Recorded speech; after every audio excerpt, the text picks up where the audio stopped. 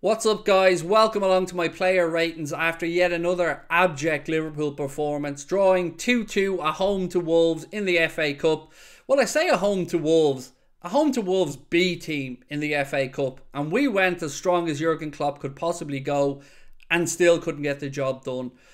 I'm raging. I can't deny it. I'm sick of excuses. I'm sick of trying to find ways or reasons to understand how Jurgen Klopp is allowing this to happen week in and week out and not speaking out against it or telling us that it's not good enough. So what I'm going to do is go through, as always, and give you my honest opinions and scores on each player. We are being brought to you with thanks to our partners, our sponsors, Circl, which is a football sweepstakes game where the winners decided by events that happen live on the pitch and every moment counts. You can join us for the next Circl, which is for the Brighton game, by scanning the QR code in the top right hand corner. If you're a UK resident and your age is over 18, you are eligible to play. It is a gambling product, so begambleaware.org is there for your responsible gambling tools. And again, thank you to our sponsors. Look, this is the point in the video where most weeks I'm talking about Alisson Becker's magnificence, his brilliance, his reassuring, calming nature. But this isn't today. Today is one of those days that Alisson's going to wish he just never got out of bed. I'm not going to go in on him because I love the man, but he does have it in his locker, and it's unacceptable when you've got a massive, big, bright orange thing standing in front of you to pass the ball to him. And I also feel he's hugely culpable for the second goal because he looked like he was having, I don't know, a one-man... It looked like he was in a breakdancing competition, or he was having a one-man game of... What's that game called that we used to play? Twister. Yeah, one-man game of Twister with himself, and he had to work harder to get out of the way of the ball than to stop it. Yes, I'm aware it took a deflection, but ultimately he was terrible today, and Alisson gets a 1. Trent, good and bad today from Trent. The ball for Darwin Nunes goal was sensational. You can't say anything other than that was just a jaw-droppingly brilliant ball from Trent.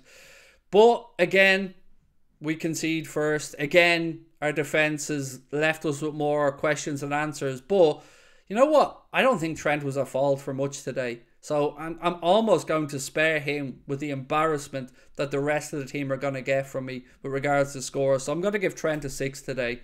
And I think it's a justified 6. Joe Matip, shocking. Not good enough. Not alert enough. More than once was messing around in possession at the back. I just don't know what else to say. How can you be so lackadaisical in possession inside your own 18-yard box? I'm genuinely astonished. Joel Matip today gets a 3.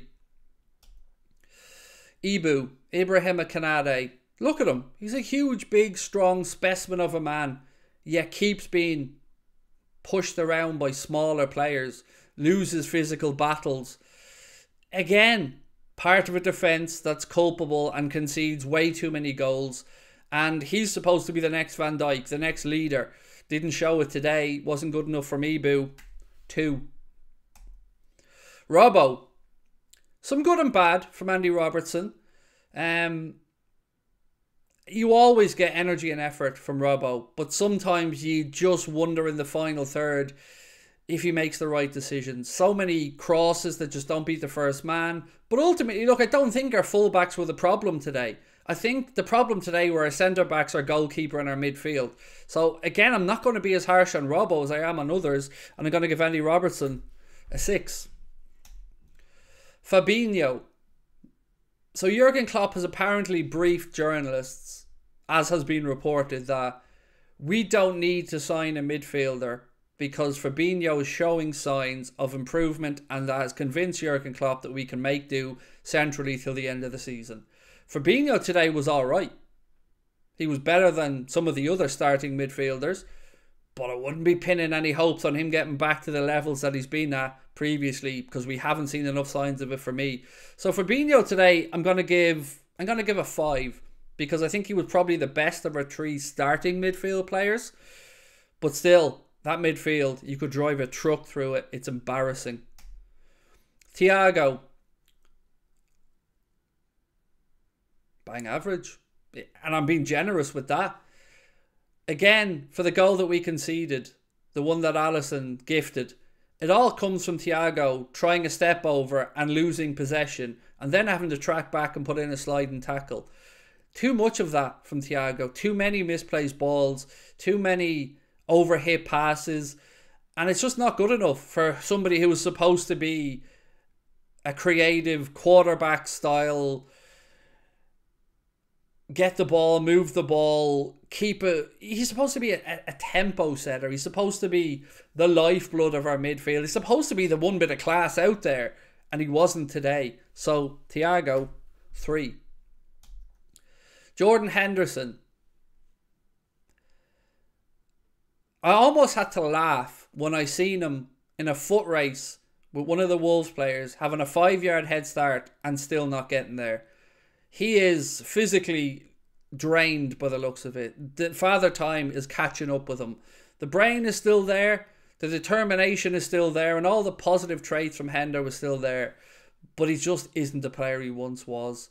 And we can't again be pinning the rest of this season on our midfield when it is not good enough. So Henderson today, 3. Cody Gakpo. Difficult one to gauge. We don't really have a measuring stick of a Cody Gakpo performance. What I did like today, I'd like to see that Jurgen Klopp did switch him up at one point in the second half and bring him across to the right-hand side, push Darwin to the left and put Mo central. And Gakpo will get into his own rhythm in this Liverpool team and will find his own timing. He'll get used to the runs made by our other players and he'll get used to the passes he's going to receive. So it's a really difficult one to gauge today, but a steady-ish start. So let's just go with a 6 for Cody Gakpo. Mohamed Salah. He won't get many more goals gifted to him better than the one that he got today, but he still had to do his job and put it in the net. It was an okay performance from Mo, but the biggest concern I have around Mo is that we aren't getting him as involved in the game as we need to. And him and Darwin are not getting close enough to each other for my liking. I don't know if he's to blame for that, if Klopp's to blame for that. I don't know if it's to do with too many players in his area of the pitch on that right-hand side, whether it be Henderson, Trent and Salah. But we're not giving him the space to operate in. I'd like to see him put centrally. I've said this for a while. But he did score today, so for that, we'll give Mo a 6. Darwin. I'm so happy for that man today that he got that goal in the manner that he scored it. Because he has had to take some unbelievable grief. And yes, he's missed sitters. And yes, he's left us all frustrated. But you know what he hasn't done? Hidden. He hasn't hidden on the pitch. He hasn't looked to be not taking responsibility. And today for that goal, he wanted it. He pointed to Trent where he wanted that ball played and he buried it. And I'm over the moon for him. I hope this is a spark that ignites a goal-scoring run from Darwin, because if he puts all of his tools together, he can be one hell of a force. So today, I'm going to give Darwin Nunes a 7. The goal was magnificent. Naby Keita. The sub today that made the most impact, without a shadow of a doubt. I thought Naby Keita looked really good when he came on again. Now look, I don't want him to get a new deal. I don't believe that he can survive another 4 seasons without more injuries and whatnot. But while he's here and while we have use of him, he should be in our starting 11. Going forward, he has to be. He is the one player in our midfield that can actually break lines, that actually puts himself about. I was very impressed with Naby when he came on. I'm going to give him a 7. Harvey Elliott, again, just wasn't there today. And you know what? Most days I will defend. Most days I will speak about him being playing out of position, being made to be a midfielder when he's really a right winger. But today he was brought on, and he was brought on with another forward-thinking midfielder in Naby Keita and allowed Thiago to drop back. And he got involved, but he never really looked like he was going to make anything happen. So if I'm being really honest, I'd like to see Carvalho start to get some game time. And I'd like to see maybe Elliott just taken out of the limelight for a little bit. Maybe work on a few things on the training ground because he has time on his side. He's still only 19 years of age. So I'm not going to throw him under the bus, but it wasn't great today. So I'm going to give him a 5. Ben Doak. He's exciting, right? He is he doesn't seem to hold any fear. And you can see why, even with his slight frame and tender age, that Jurgen Klopp's like sticking him in and saying, go on, have a go. Because he gets you up off your seat. And he tries. And he looks like he has a lot about him. And I'm looking forward to getting to watch him more, to getting to see his career progress. And I thought he was a really, really bright spark when he came on today. So I'm going to give him a 7 for his little brief cameo. Alex Oxlade-Chamberlain. This substitution angered me more than any other, because I don't understand what Fabio Carvalho has to do to be given an opportunity by Jurgen Klopp. Alex Oxlade-Chamberlain is leaving the club at the end of the season. Alex Oxlade-Chamberlain won't be getting any better between now and the end of the season. We have no long-term benefit to playing Alex Oxlade-Chamberlain. So why on earth is Jurgen Klopp refusing to give Fabio Carvalho an opportunity? What message does that send to a young man that we brought in from Fulham? I don't know, but I can't think of an answer that justifies him being consistently overlooked for Chamberlain or a Curtis Jones that swans back in after yet another injury to get minutes ahead of him. I don't like it. I don't agree with it. And Chamberlain was ineffective when he came on. 4 for him. Joe Gomez. I mean, look, he came on just to give Trent a bit of a breather, really. I wasn't expecting him to do much, and he didn't really do all that much wrong. And while, actually, there's one thing I forgot to mention about Thiago. That Wolves corner that led to the third goal that was disallowed, that all comes because of Thiago. Not only could he not be arsed tracking his man, not only did he not stop his man, he couldn't even manage to foul him properly. And then Matheus Nunes, I think it was, just ran straight through our midfield. It's embarrassing.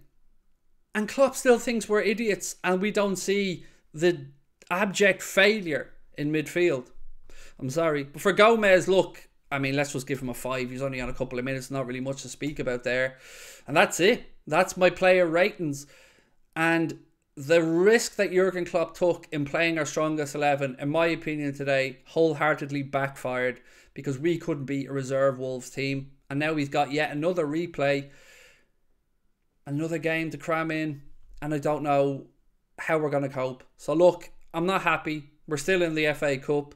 That's one positive in itself. But other than that, it's another day of frustration and another day of us being left scratching our heads as to why our manager refuses to speak out and demand a midfield signing. Let me know your thoughts in the comment section. Talk to you soon. Take care. Bye-bye.